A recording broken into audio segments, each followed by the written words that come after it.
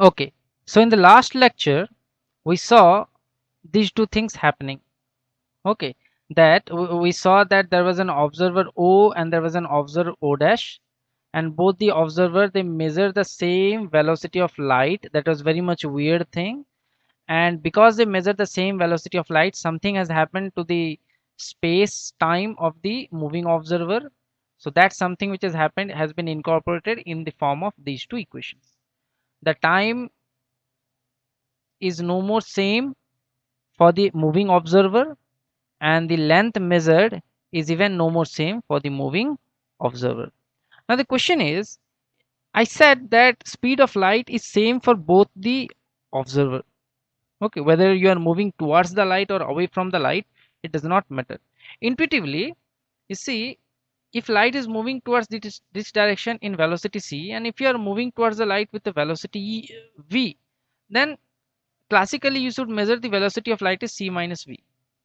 Now if the velocity is of the light, if the light is moving towards in this direction with c, and if you are moving away from the light with the velocity v, then classically you should measure the velocity of light as c plus v. But although this is intuitively okay, but this does not happen. This only happens with the light of c. Only when you look at a speed of light, it's something approaching with the speed of light, your intuition no more works, your classical intuition no more works, and both the observer they measure the velocity of light as c, which is very weird. Now question is, what led to this? I claimed that this is true, but what led to this thing? Well, if you go to Maxwell equation, it all started with the Maxwell equations. Now the Maxwell equations had the information that speed of light is independent of the frame. For example, consider you have a torch, okay, and it emits a light in the velocity c. If you make the torch move with a velocity v, okay, if you make the torch move with a velocity v, the light emitted by the torch as measured by a stationary observer is still c. So logically what happens? Logically, if you have a car, okay, and if the car is moving with a velocity v, and somebody inside the car throws a stone with a velocity u, agreed? So what an observer on the road will measure the velocity of the stone?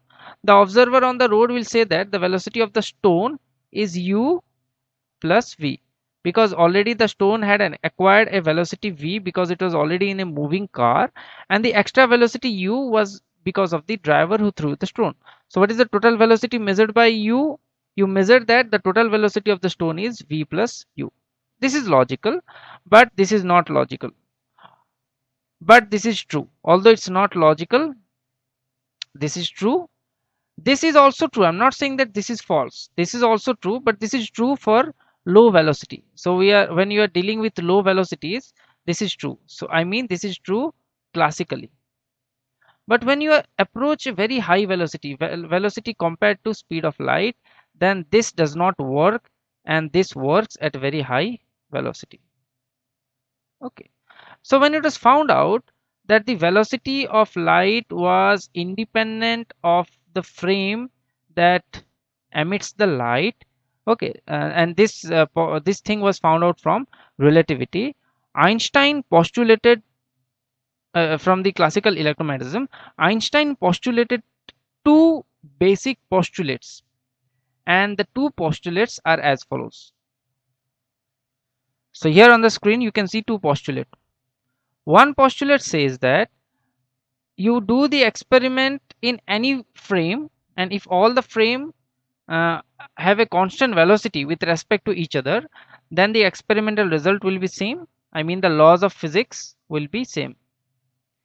And the second principle which I am stressing in this lecture series is the speed of light is c for all inertial frame. So what do you mean by inertial frame? See, consider you have a frame, so this is a frame, and consider you have another frame, and if this frame moves with a constant velocity v with respect to this frame, then I can say that these are all inertial frames. However, accelerated frame means if this frame starts moving with an acceleration a, then the laws of physics won't be same. But we are not dealing with accelerated frames. We are only dealing with inertial frames. Agreed? Okay, so our main aim was what is gamma and how to calculate this gamma. Agreed? Okay.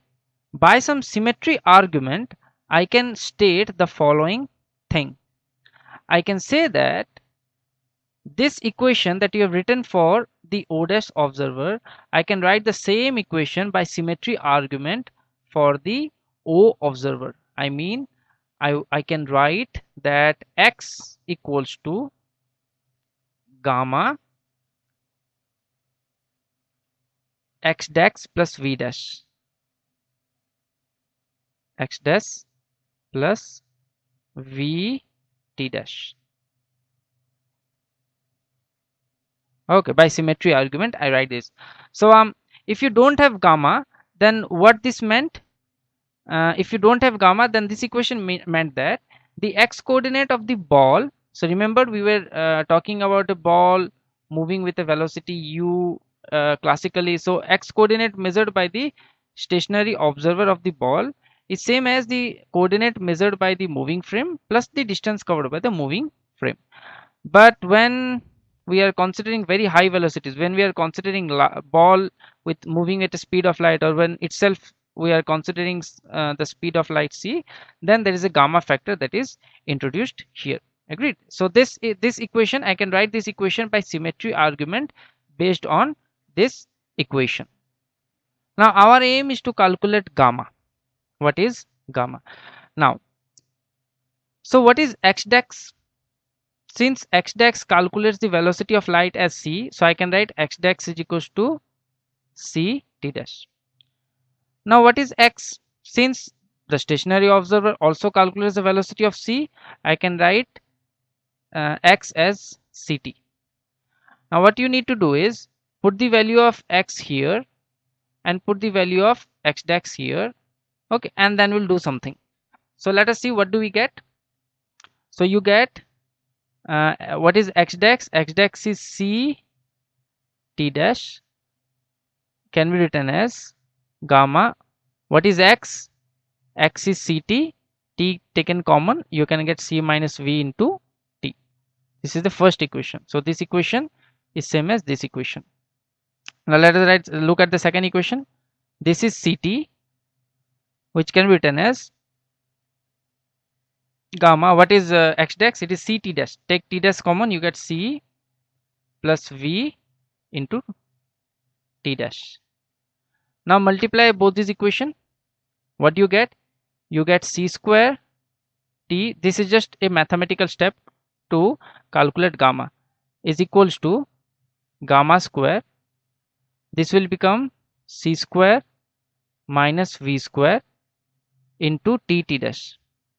Now obviously you can cancel t dash both side and you are left with gamma equals to c square divided by c square minus v square root over.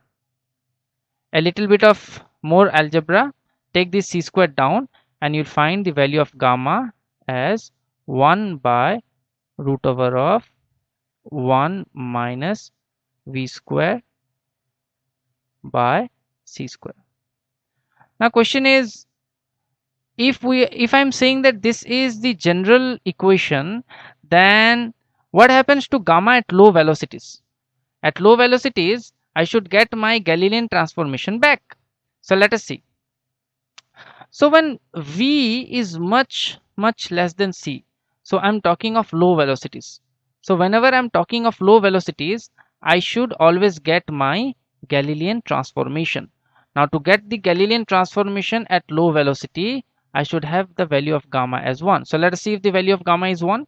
So when v is very much less than c, then this term can be neglected. This term becomes so small that it can be neglected.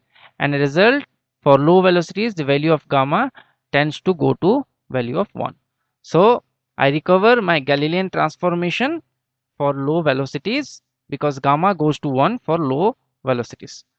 So that we have calculated gamma. So what does this transformation look like? Okay, so let me write the complete set of transformations here. So these are the transformations that you need to remember. So these are called the Lorentz transformations. Now the story does not end here. As I said, if both the frames measure the same velocity of light and the velocity of light they measure is c, then something has happened to their space and time. What that something that has happened is called as the gamma. And we've calculated gamma and we saw the Lorentz transformation, the transformation of coordinate. But intuitively, we want to explore what has happened when I said something has happened to the space. What has happened to the space? And when I say something has happened to the time, what has happened to the time? That we will see in the next lecture.